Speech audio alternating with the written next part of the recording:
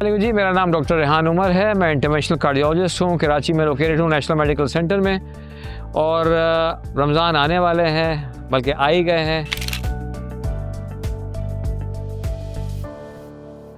अक्सर मरीज़ हमसे सवाल करते हैं जिनको डायबिटीज़ है कि क्या वो रमज़ान में रोज़ा रख सकते हैं कि नहीं। तो इसकी तो बड़ी क्लियर कट गाइडलाइंस हैं, जो कि डार्क गाइडलाइंस हैं कि अगर आपकी शुगर्स कंट्रोल्ड हैं, अगर आप जो है वो मुंह से खाने वाली दवाइयाँ खाते हैं, अगर आप इंसुलिन की हाई डोज के ऊपर नहीं हैं, तो आप रोज़ा रख सकते हैं।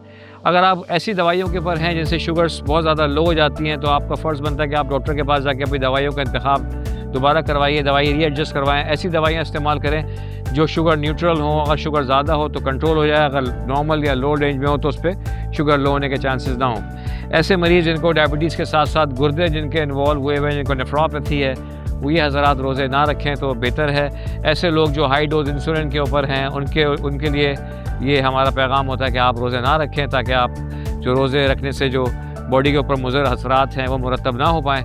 ऐसे लोग जिनका रिसेंटली कार्डियोवास्कुलर का प्रोसीजर हुआ है, लाइक बाईपास, एंजियोप्लास्टी, 6 हफ्ते से कम, वो रोज़ा ना रखें। जिनको हार्ट फेलियर डीकम्पनसेटेड है वो रोज़ा ना रखें। जिनको डीकम्पनसेटेड क्रॉनिक लिवर डिजीज़ है वो रोज़ा ना रखें। इसके अलावा आम तौर पे अवाम उन्नास रोज़ा रख सकते हैं। रोज़ा रखते हुए अपनी लाइफस्टाइल का ख्याल रखें, अपनी डाइट का ख्याल रखें, दवाई वक्त पे खाएं, ऐसी दवाइयाँ ना लें जिसको खाने की वजह से शुगर रोज़े के दौरान कम होती हो। तो ये वो गाइडलाइंस हैं आम तौर पे जो अपने डायबिटीज़ के पेशेंट्स को बता रहे होते हैं रमज़ान से पहले।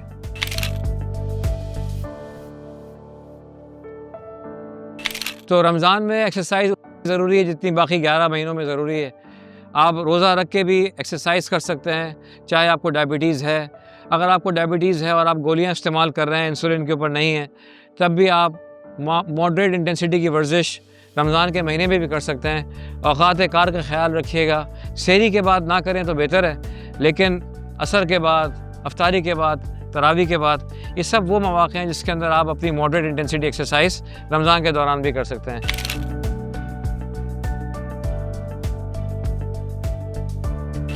रमज़ान में सबसे पहले जो ज़रूरी चीज़ आती है मरीज़ों के लिए वो ये है कि ऐन रमज़ान के वक्त नहीं, बल्कि रमज़ान से 2 से ढाई महीने पहले जाके अपनी दवाइयों को एडजस्ट करवाया जाए।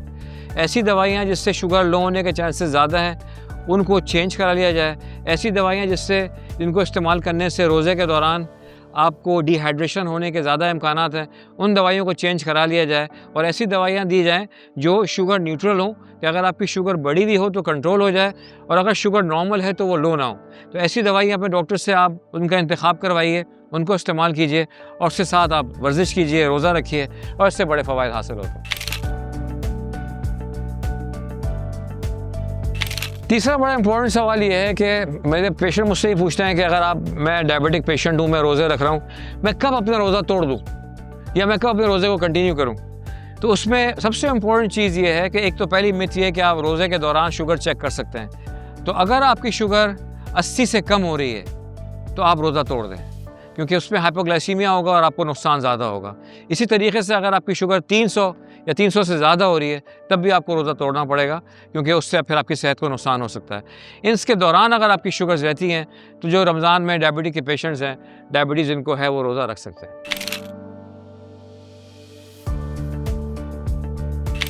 एक और बड़ा इंपॉर्टेंट सवाल जो हमसे पूछा जाता है कि हम डायबिटीज़ के पेशेंट्स हैं, हम रमज़ान में क्या खाएं। तो ये बहुत इंपॉर्टेंट सवाल है कि ऐसा मुमकिन है कि जो डायबिटीज़ जिस पेशेंट को है वो बिल्कुल मीठा छोड़ दे या बिल्कुल चिकनाई छोड़ दे।